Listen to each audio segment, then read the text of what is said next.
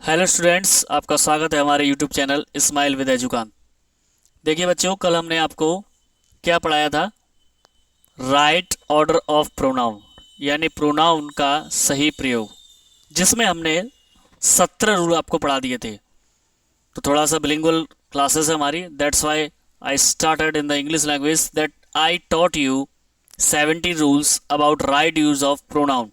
Now let's start the next rule 18, which one is when neither is used in the sentence. It shows when two nouns, what, two nouns, two nouns are showing but it shows one noun. नहीं समझ में आया? Simple language कर देता हूं। It shows single noun, it shows single noun between two nouns, यानी ये दो में से एक को नेगेटिव फॉर्म में दर्शाता है। दोबारा सुन लीजिए बेटा, मैं आपको दोबारा से बता देता हूं। कल हमने इधर के बारे में पढ़ा था, वो दो में से एक को दर्शा रहा था। अब हम नाइदर की बात कर रहे हैं, यह भी दो में से एक को, बट नेगेटिव फॉर्म में। अब बात आती है बेटा, है क्या चीज, सुनिए। जैसे वहां पर हमने पढ़ा था कि ईच, क्या पढ़ा था हमने? ईच। जो ईच था उसका नेगेटिव फॉर्म क्या था? नन। क्या था बेटा? नन। स्टार्ट करते हैं कि जैसे हमने पढ़ा था ईच, ईच का नेगेटिव था नन। ऐसे ही ईदर का नेगेटिव है नीदर, या बोल सकते हैं नैदर। ओके, दोनों का सेम यूज है, दोनों सेम जगह प्रयोग किए जाते हैं।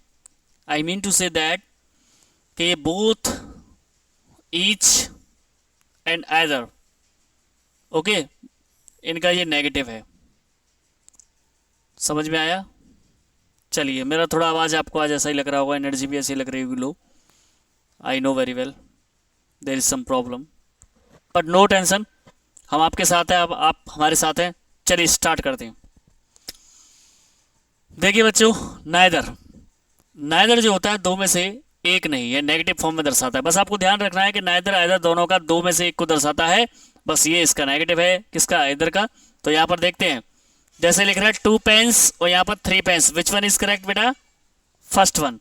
First one is correct because यहाँ पर कितने नाउन दर्शाए गए हैं? कितने नाउन दर्शाए गए हैं? दो। और दो नाउन में से हमें किसको दर्शाना है? यानी ये दो में से एक को दर्शाता है, इसलिए कौन सा करेक्ट है बेटा? ऊपर वाला करेक्ट है। कौन सा करेक्ट है बेटा? ऊपर वाला करेक्ट है। ओके, अगला है ईच अदर का प्रयोग दो व्यक्ति वस्तु के लिए होता है, जबकि वन अनदर का प्रयोग दो से अधिक व्यक्ति या वस्तुओं के लिए होता है। ये मैं शायद आपको प्रोनाउन के जब काइंड बताया था तब बताया था, तो ध्यान रखिएगा। Each other, each other, each other का प्रयोग दो और वन अनदर का प्रयोग दो से अधिक संज्ञाओं को दर्शाने के लिए किया जाता है। चलिए इंग्लिश में बता देते हैं कि each other is use to show two nouns while one another is used to show more than two nouns.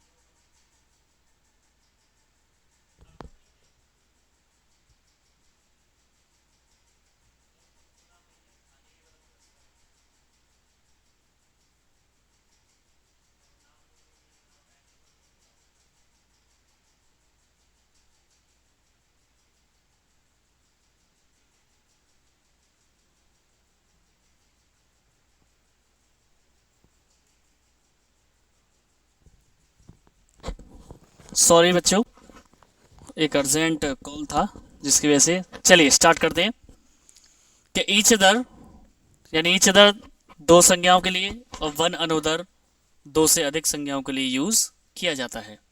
Example से समझते हैं। जैसे 3 गर्ल्स लव ईच अदर, कितने नाउन की बात हो रही है यहाँ पर, कितने व्यक्ति या वस्तुओं की बात हो रही है, 2 से अधिक की। और फिर क्या लगा हुआ है यहाँ पर बेटा, ईच अदर, जबकि ये गलत है। 2 के लिए ईच अदर का और 2 से ज़्यादा के लिए वन अनोदर का यूज किया जाता है। यानी जब वाक्य में 2 व्यक्तियों वस्तुओं की बात हो रही हो और उस वाक्य में ईच अदर का प्रयोग करना हो, तो हम 2 व्यक्तियों वस्तुओं के लिए ईच अदर का और 2 से अधिक के लिए वन अनोदर का प्रयोग करते हैं। थोड़ा सा इसका अर्थ बता देता हूं। ईच अदर माने होता है बेटा आपस में, और वन अनोदर माने होता है एक दूसरे से, एक दूसरे से। ओके बेटा, अब ये इजी है, आपको पहले दिक्कत आई होगी, अब नहीं आएगा, अब ये बिल्कुल सिंपल समझेंगे। अब नेक्स्ट है हमारा कि खुद स्वयं अपने आप, इसको ध्यान रखिए, खुद स्वयं अपने आप। खुद स्वयं अपने आप के अर्थ को वाक्य में दर्शाने के लिए हम रिफ्लेक्सिव प्रोनाउन का प्रयोग करते हैं। अब रिफ्लेक्सिव प्रोनाउन के लिए मैंने बताया था आपको कि पीसी फॉर्म प्लस सेल्फ या सेल्फ्स का प्रयोग करते हैं। एग्जाम्पल से जैसे माई के साथ सेल्फ लगा दिया, ये रिफ्लेक्सिव हो गया। अवर के साथ सेल्फ्स लगा दिया, ये रिफ्लेक्सिव हो गया। तो रिफ्लेक्सिव प्रोनाउन का प्रयोग हम किसके लिए करते हैं बेटा, अपने आप, स्वयं या खुद के अर्थ को दर्शाने के लिए। ओके, अब एग्जाम्पल से समझते हैं। जैसे यहाँ पर लिखा हुआ है आई, हमारा सब्जेक्ट क्या है बेटा, दोनों सेंटेंसेस में आई है, लेकिन आप गौर से देखें आई के साथ यहाँ पर क्या लगा हुआ है, हिमसेल्फ, और यहाँ पर आई के साथ क्या लगा हुआ है, my self. So which sentence is correct, this one. यानी सेकंड वाला सेंटेंस हमारा सही है कि I do my work my self. चलिए बेटा के एग्जाम्पल पूछता हूँ। अगर आप इसे सही करना चाहें तो क्या करना पड़ेगा आपको, आई की जगह पर क्या करना पड़ेगा, ही करना पड़ेगा। यानी ही के साथ हिमसेल्फ, सी के साथ हर सेल्फ। ठीक है, ध्यान रखिएगा। आगे चलते हैं। अगला है हमारा, अगला रूल है हमारा, थोड़ा छोटा कर लेते हैं। देखिए अगला रूल है हमारा 21। ये थोड़ा यहाँ पर मिस्टेक हो गया है, मैं आपको सही कर देता हूँ। देखिए मैं लिख देता हूँ, इसके लिए आप ये समझिए कि enjoy, okay, absent, present, avail, etcetera. यदि वाक्य में इनका प्रयोग हुआ है तो इनके तुरंत बाद हमें रिफ्लेक्सिव प्रोनाउन का प्रयोग करना होगा। यानी वाक्य में यदि enjoy, absent, present, avail, etc इनका प्रयोग किया जाए तो इनके तुरंत बाद आपका किसको प्रयोग करना है, रिफ्लेक्सिव प्रोनाउन का। एग्जाम्पल देखिए, जैसे बेटा यहां पर देखिए लिखा हुआ है इंजॉयड, पीछे रिफ्लेक्सिव नहीं है, तो यहां पर इंजॉयड है, इसके तुरंत बाद हमने कौन सा प्रोनाउन यूज किया है, रिफ्लेक्सिव प्रोनाउन। कौन सा यूज किया है हमने बेटा, रिफ्लेक्सिव प्रोनाउन। ठीक, अब इसमें हिमसेल्फ ही क्यों यूज किया है, जस्ट बिफोर मैंने आपको बताया था जस्ट अ मिनट पहले कि यहाँ पर सब्जेक्ट ही है तो हिमसेल्फ है, अगर यहाँ सी होता तो हर सेल्फ यूज करते। अगला है बेटा कि ये जो लिखी हुई मेन वर्ब हैं, ये वाली जो आपको मेन वर्ब दिखाई दे रही है, दिखाई दे रही है बेटा, यानी ये वाली जो मेन वर्ब दिखाई दे रही है, open, sell, wash, dress, undress, save, concentrate, feel, hurry, इनके बाद रिफ्लेक्सिव प्रोनाउन का प्रयोग नहीं होगा। इनके बाद रिफ्लेक्सिव प्रोनाउन का प्रयोग नहीं होगा। जैसे यहाँ पर देखिए ही है, साथ में मेन वर्ब ओपनड है, इसके साथ हिमसेल्फ लगा हुआ है, ये कैसा है बेटा, रॉन्ग। हमें कौन सा सही करना है, नीचे वाला। तो कहने का मतलब ये हुआ, अभी जो हमने ऊपर नियम पढ़ा था, avail, enjoy, present, absent, etc, इनके साथ तो हमें रिफ्लेक्सिव प्रोनाउन लगाना है, लेकिन इसके साथ हमें रिफ्लेक्सिव प्रोनाउन नहीं लगाना है। किसके साथ, ये जो मेन वर्ब दिखाई जा रही है, open, sell, wash, dress, undress, save. चलिए नेक्स्ट, रिफ्लेक्सिव प्रोनाउन का प्रयोग सब्जेक्ट के रूप में नहीं किया जाता। यानी अगर आगे my self, him self, her self लगा हुआ है तो हम नहीं करते प्रयोग, बल्कि हमें सब्जेक्ट के रूप में प्रयोग करना होता है। इसलिए ये सेंटेंस गलत है और ये सेंटेंस राइट है। यहाँ पर देख पा रहे होंगे सब्जेक्ट है हमारा आई। ठीक है बेटा, अगला समझते हैं, अगला सेंटेंस समझते हैं।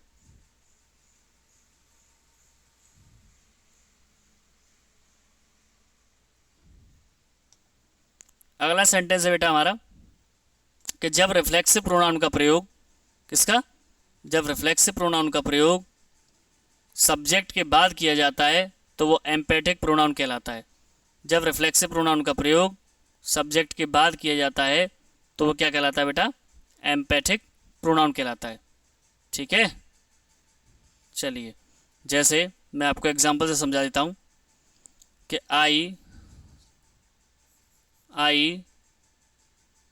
दोबारा से आई माई सेल्फ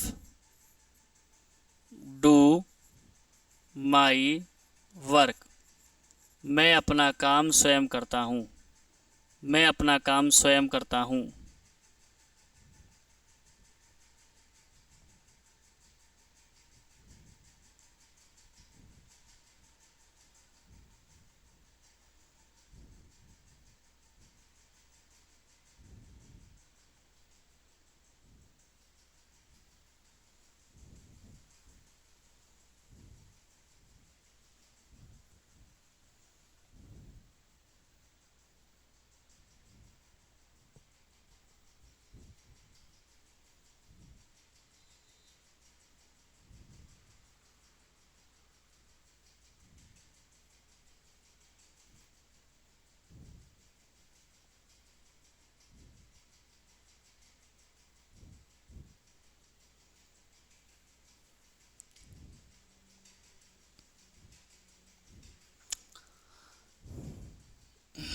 देखिए बेटा, समझ में आया आपको, यानी माई सेल्फ जो दिया गया है, यानी रिफ्लेक्सिव प्रोनाउन का प्रयोग हम सब्जेक्ट के रूप में नहीं कर सकते। तो ऊपर वाला क्या है बेटा, गलत है, नीचे वाला सही है। आगे है कि रिफ्लेक्सिव प्रोनाउन का प्रयोग सब्जेक्ट के बाद यदि किया जाए तो वो क्या कहलाएगा, एम्पैथिक प्रोनाउन कहलाएगा। यानी यदि सब्जेक्ट के तुरंत बाद किसका प्रयोग किया जाए बेटा, किसका प्रयोग किया जाए, रिफ्लेक्सिव प्रोनाउन का, तो वो क्या कहलाएगा, एम्पैथिक। जैसे देखिए आई के तुरंत बाद किसका यूज़ किया गया है, माई सेल्फ का, तो ये एम्पैथिक प्रोनाउन है। सेंटेंस भी करेक्ट है क्योंकि आई के साथ माई सेल्फ आएगा। नीचे देखेंगे आप, आई के साथ क्या दिया गया है, हिमसेल्फ, क्या दिया गया है, हिमसेल्फ, जो कि क्या है हमारा, गलत है। दिखा देते हैं आपको, देखिए अभी देखिए मैं आपको दिखा देता हूँ, इसे थोड़ा जूम करके दिखा देते हैं। देखिए बेटा, यहाँ नीचे देखिए आई के साथ क्या दिया गया है, हिमसेल्फ। दोबारा से देख लीजिए, यानी यहाँ पर आई के साथ क्या दिया गया है, माई सेल्फ, तो ये वाला तो सही है, सब्जेक्ट हमारा आई है, और यहाँ पर आई के साथ हिमसेल्फ दिया गया है, ये सेंटेंस हमारा गलत है। तो ध्यान रखिएगा, जब रिफ्लेक्सिव प्रोनाउन का प्रयोग सब्जेक्ट के बाद किया जाता है, जब रिफ्लेक्सिव प्रोनाउन का प्रयोग सब्जेक्ट के बाद किया जाता है तो वो क्या कहलाता है, एम्पैथिक प्रोनाउन कहलाएगा। क्या कहलाएगा, एम्पैथिक प्रोनाउन कहलाएगा। ठीक है बेटा, चलिए नेक्स्ट समझते हैं।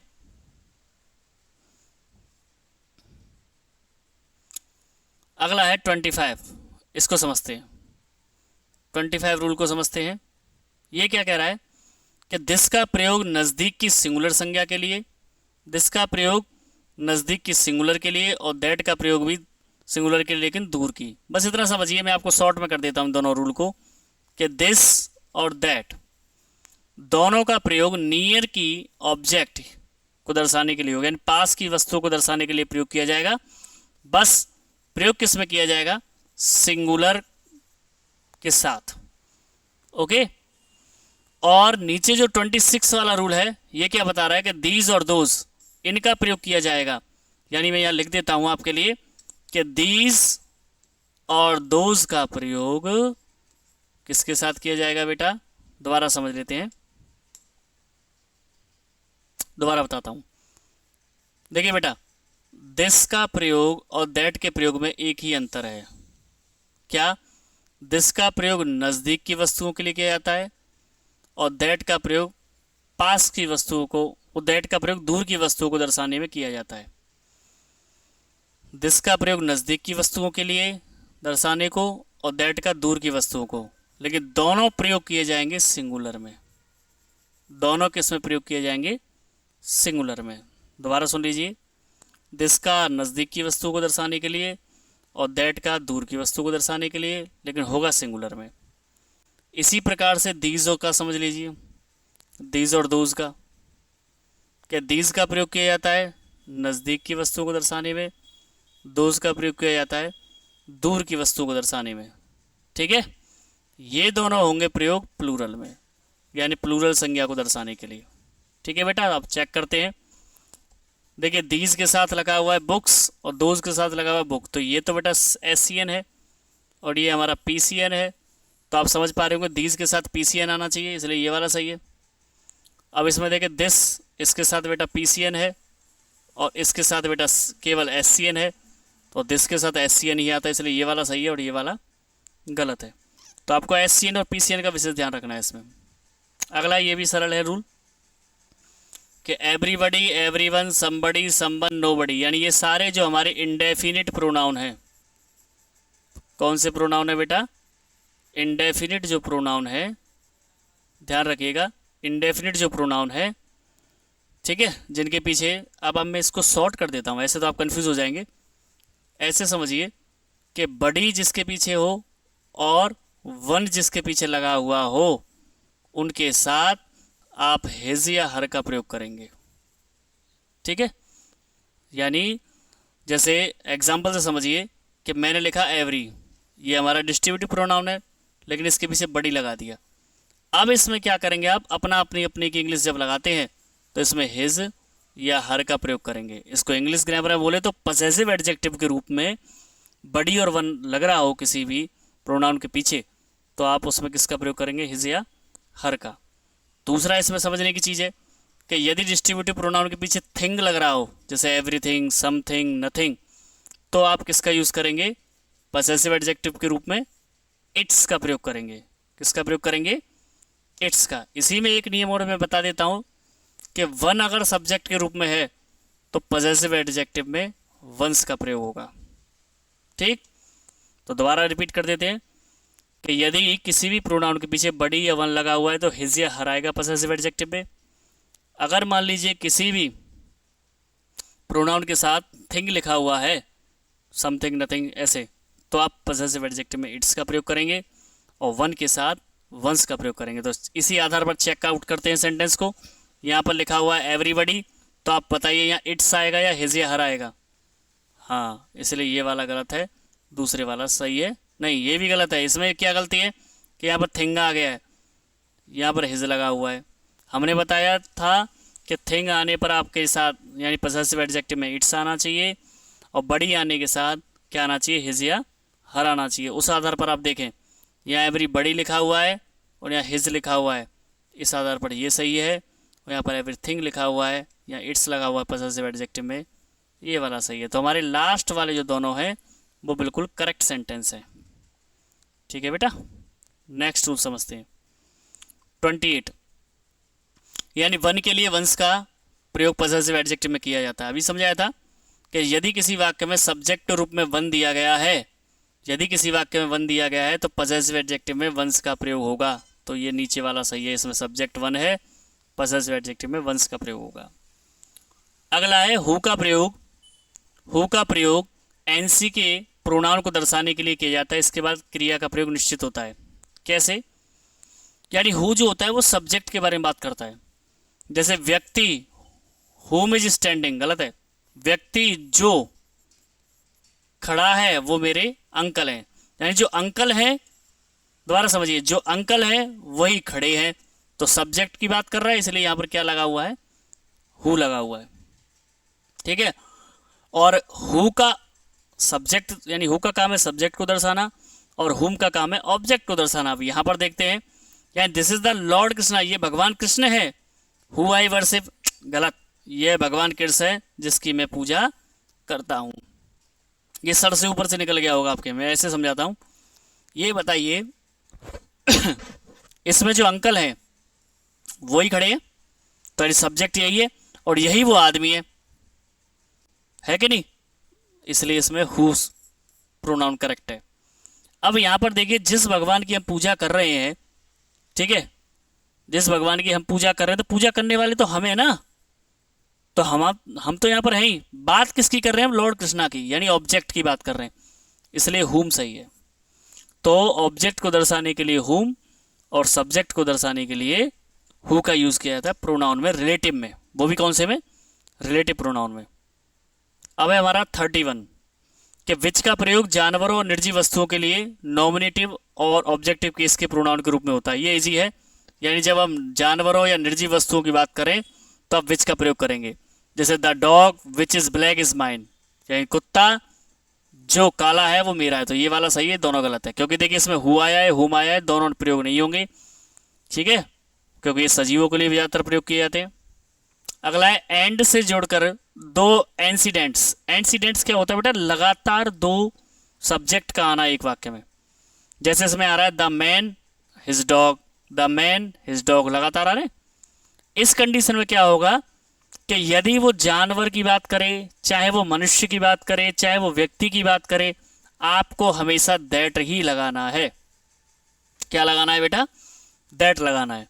यानी यदि किसी वाक्य में इंसिडेंट्स के रूप में यानी दो सब्जेक्ट लगातार दिए जा रहे हैं या जिनके बारे में बात हो रही है, अगर वो दिए जाते हैं, चाहे वो मनुष्य हो, जानवर हो, निर्जीव वस्तु हो, कुछ भी हो, आपको क्या करना है, दैट लगाना है। तो इस हिसाब से हमारा ये वाला सही है, ठीक है। अगला रूल कि यदि ऑल का प्रयोग किया गया हो किसी व्यक्ति के लिए या बहुत सारी चीज़ों के लिए, तो हम क्या करेंगे बेटा, वहाँ पर किसका यूज़ करेंगे, यहाँ पर भी दैट का यूज़ करेंगे। तो दैट वाला ऑप्शन चेकआउट करते हैं, दैट वाला ऑप्शन चेकआउट करते हैं। तो दैट वाला ऑप्शन है ये, देखिए थर्ड वन, थर्ड वाले को देखिए, थर्ड वन वाला, यानी जब हम अगर यहाँ पर बेटा हम दैट की जगह पर एक और लगा सकते हैं शब्द, वो है हु, ठीक है। आप दैट को याद रखिए, इजी रहेगा। यानी दो नाउन जुड़े हुए हैं तो भी दैट, ठीक है, और यदि ऑल का प्रयोग किया गया है तो भी हम किसका यूज करेंगे, दैट का यूज करेंगे, ठीक बेटा। अब है हमारा 34, यदि ऑल का प्रयोग वस्तुओं के लिए हो तो भी दैट। कितना सरल है, यानी ऑल का प्रयोग आ रहा है तो आप ध्यान रखिए दैट वाला, तो ये वाला सेंटेंस करेक्ट है। यानी सभी चमकती हुई चीज सोना नहीं होती, सभी चमकती हुई चीज सोना नहीं होती, इसका मतलब ये है। इसको भी देखेंगे, मतलब आप दैट के यूज चलेंगे वो बिल्कुल इजी है, इसलिए थोड़ा फटाफट चलेंगे। जैसे ऑल के बाद यूसीएन आ जाए तो भी दैट का प्रयोग होगा। अब ऑल के बाद ये यूसीएन है, ऑल के बाद यूसीएन है अनकाउंटेबल, तो दैट का प्रयोग होगा, तो ये वाला करेक्ट है, ठीक है। अब देखिए फिर दोबारा से, यानी ऑल की कंडीशन में मैंने आपको पहले ही बताया कि ऑल की कंडीशन में ज्यादातर हम किस प्रोनाउन का यूज कर, वो हाँ, किस रिलेटिव प्रोनाउन का यूज करेंगे जोड़ने के लिए, दैट का। जैसे यहाँ पर देखिए पीसीएन का फॉर्म दिया गया ऑल के बाद, all pens, all pen, all pens, तो आपको यूज कौन सा करना है, ये वाला, यानी दैट का ही प्रयोग होगा। ऑल के मोस्टली सेंटेंसेस में दैट का ही प्रयोग होगा। अब है हमारा 37, इसमें थिंग लिख रहा है, देखिए कुछ थिंग वाले शब्दों पर कॉपी करते हैं। थिंग आ रहा है, नथिंग आ रहा है, only, any, the few, the little. अगर आप इन्हें गौर से करें तो इनका डिवाइडेशन किया जा सकता है कि देखिए ये जो लिखे हुए हैं, जैसे देखिए ये फ्यू है और ये लिटिल है, ये हमेशा कम चीज को दर्शाते हैं। बस फर्क इतना है कि लिटिल आता है यूसीएन के साथ और फ्यू आता है सीएन के साथ, यानी काउंटेबल नाउन के साथ, और लिटिल आता है अनकाउंटेबल नाउन के साथ। तो इस शब्दों के साथ भी, यानी एवरीथिंग आ जाए, नथिंग आ जाए, द ओनली आ जाए, एनी, द फ्यू या द लिटिल, तो इनके साथ भी हम किसका यूज करते हैं बेटा, दैट का यूज करते हैं। तो दैट वाला एग्जाम्पल कौन सा है, सेकंड वन, तो ये वाला सही है, ठीक। अब अगला देखते हैं कि सच, ध्यान रखिएगा, सच, सच के बाद ए या एन, फिर उसके बाद नाउन, एक कंडीशन तो ये है, ठीक है। और दूसरी कंडीशन क्या है कि सच उसके बाद ए एन और एडजेक्टिव दिया जाए, फिर नाउन दिया जाए, ठीक है। तो इस कंडीशन में आपको एज लगाना है। क्या लगाना है, एज। अब दैट नहीं आएगा, एज आएगा, ध्यान से समझिएगा, ऐसे थोड़ा टफ लगेगा आपको। देखिए सच, फिर आर्टिकल ए या एन में से, फिर ये हमारा एडजेक्टिव है, ये हमारा नाउन है। तो अगर आप इस फॉर्मूले को मैचअप करेंगे तो आपको ये इससे मैचअप होता दिखाई देगा, सच प्लस AIN प्लस एडजेक्टिव और प्लस नाउन, ऐसी कंडीशन आ जाए तो वहाँ पर किसका यूज़ होगा? एज का यूज़ होगा। ये बहुत ही ज़्यादा इंपॉर्टेंट है कॉम्पिटिटिव एग्जाम के लिए। हाँ, ऐसे ही रूल आते हैं जो फिक्सेशन वाले हैं। अगला है ईच अदर का प्रयोग दो व्यक्ति वस्तुओं के लिए किया जाता है और वन अनदर का प्रयोग दो से अधिक व्यक्ति वस्तुओं के लिए किया जाता है। ये हम आपको बता चुके हैं, ये रूल हमारे हो चुके हैं, रिपीटिशन में कोई आवश्यकता नहीं है। आप सीधा समझ लीजिए कि ईच अदर का प्रयोग दो व्यक्ति या वस्तुओं के लिए किया जाता है और वन अनदर का दो से अधिक के लिए। ठीक, तो ये रूल हो चुका है, इसको हम छोड़ देते हैं, इसको हम छोड़ रहे हैं, लीव कर रहे हैं इसको हम।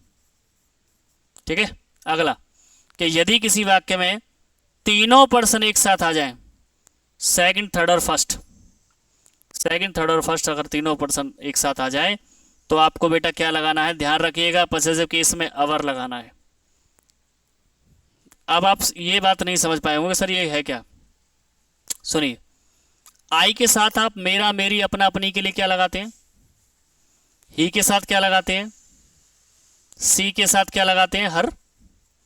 ऐसे ही अगर मान लीजिए मैं कहूं कि तीनों प्रोनाउन एक साथ आ जाएं, जैसे सेकंड, थर्ड और फर्स्ट, अब मैं आपसे पूछूंगी अब बताइए आप पॉसेसिव एडजेक्टिव में क्या लगाएंगे? तो आप कंफ्यूज हो जाएंगे। इसके लिए आप याद रखिएगा अवर का प्रयोग करते हैं। किसका यूज करते हैं बेटा? अवर का। ओके, नेक्स्ट पढ़ते हैं। यदि वाक्य में आप इसका फॉर्मूला अप्लाई कर देते हैं, आपको इस वाले रूल को याद रखना है बेटा। मैं आपसे क्या कह रहा हूं, ये VI है, वेरी इंपॉर्टेंट है, केवल इसी को याद रखिए, बाकी सब में अवर आएगा। यानी सेकंड और थर्ड पर्सन यदि किसी वाक्य में प्रयोग किए जाते हैं तो वहां पर योर आएगा, बाकी सारी कंडीशन में क्या आएगा? अवर आएगा। चाहे कैसी कंडीशन, चाहे टू और फर्स्ट हो, चाहे थ्री और फर्स्ट हो, इन दोनों कंडीशन में आप किसका यूज करेंगे? अवर का यूज करेंगे। बाकी सेकंड और थर्ड कंडीशन में किसका यूज करेंगे? योर का यूज करेंगे। तो इस हिसाब से देखिए, ये हमारा सेकंड पर्सन, ये थर्ड पर्सन, प्रयोग किसका हुआ? अवर का नहीं, किसका होना चाहिए? योर का। ये वाला सही है। अगर नीचे देखें तो बेटा यहाँ पर देखिए second person, third person has आ रहा है, गलत है ना? Second person, third person our आ रहा है, second person, third person our आ रहा है, ये भी गलत है। अब थर्ड पर्सन और फर्स्ट पर्सन क्या आ रहा है यहाँ पर बेटा? कुछ नहीं आ रहा है। अब सेकंड, थर्ड पर्सन और फर्स्ट पर्सन यहाँ पर अवर दिया गया, ये वाला सही है। Okay, I hope you will understand all the rules related to right use of order। और इसी आशा के साथ कि आप चैनल से जुड़े रहेंगे, समझेंगे। किसी प्रॉब्लम के लिए आप कमेंट कर सकते हैं। ओके, तो चैनल को लाइक कीजिए, सब्सक्राइब कीजिए, शेयर कीजिए और बेल आइकन दबाना ना भूलें। Stay healthy and stay fit. जय श्री श्याम।